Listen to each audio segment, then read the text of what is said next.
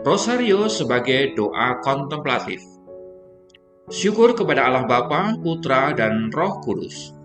Saudara-saudari terkasih dalam Kristus, hari ini, di tengah hiruk-pikuk dunia yang menuntut kecepatan, marilah kita kembali pada salah satu praktek rohani tertua gereja, yaitu doa Rosario Suci. Saya ingin mengajak kita melihat Rosario bukan sekedar rangkaian doa yang diulang-ulang saja, melainkan sebuah doa kontemplatif yang sejati. Saya mengajak Anda untuk mengenal apa itu kontemplasi. Kontemplasi adalah memandang dan berdiam di hadapan Allah, dan membiarkan hati kita disentuh oleh kebenarannya. Di dalam gereja Katolik, doa Rosario adalah jalan yang paling sederhana dan mudah dijangkau menuju kontemplasi. Rosario menyediakan dua elemen penting kontemplasi, yaitu kata-kata dan keheningan. Mari kita bahas. Yang pertama, kata-kata. Pengulangan Salam Maria, Bapa kami, dan kemuliaan berfungsi sebagai semacam irama suci, sebuah mantra Kristiani yang menenangkan pikiran. Kata-kata yang teratur ini menjadi jembatan yang membawa kita melampaui pikiran yang kacau masuk ke dalam hadirat Tuhan. Pengulangan ini membebaskan kita dari keharusan mencari kata-kata, sehingga kita bisa fokus pada hal yang lebih dalam. Yang kedua, keheningan. Setelah irama kata-kata itu menenangkan hati, Rosario menuntun kita pada misteri kehidupan Yesus, peristiwa gembira, terang, sedih, dan mulia. Disinilah kontemplasi sejati terjadi. Kita tidak hanya menyebut peristiwa, tetapi kita diajak untuk masuk ke dalamnya.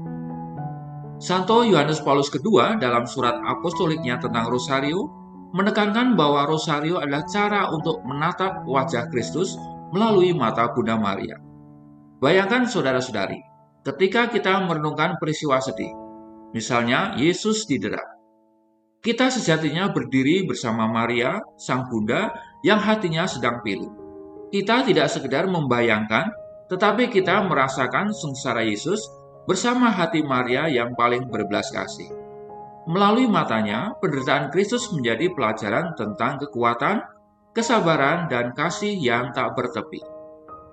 Demikian pula ketika kita merenungkan peristiwa terang, seperti penetapan Ekaristi. Kita duduk di meja perjamuan terakhir dan melihat Yesus menyerahkan tubuh dan darahnya. Kontemplasi ini membawa kita pada pemahaman mendalam tentang kasih pengorbanannya dan memperbaharui iman kita akan sakramen Maha Kudus.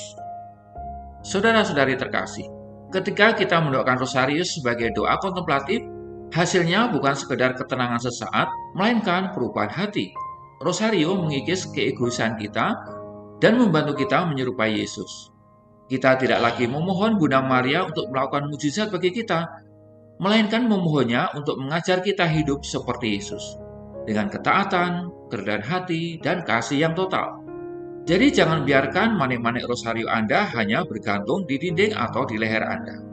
Ambil dan gunakan sebagai alat bantu ilahi untuk mendisiplinkan hati Anda menuju kontemplasi. Marilah kita ambil waktu hening setiap hari, dan biarkan Bunda Maria, yang adalah hati yang paling murni, menuntun kita dalam keheningan untuk menatap dan mencintai wajah putranya. Rosario adalah jalan menuju kedalaman, jalan kita menuju kedamaian sejati yang hanya ditemukan di dalam Kristus Yesus. Ave Maria.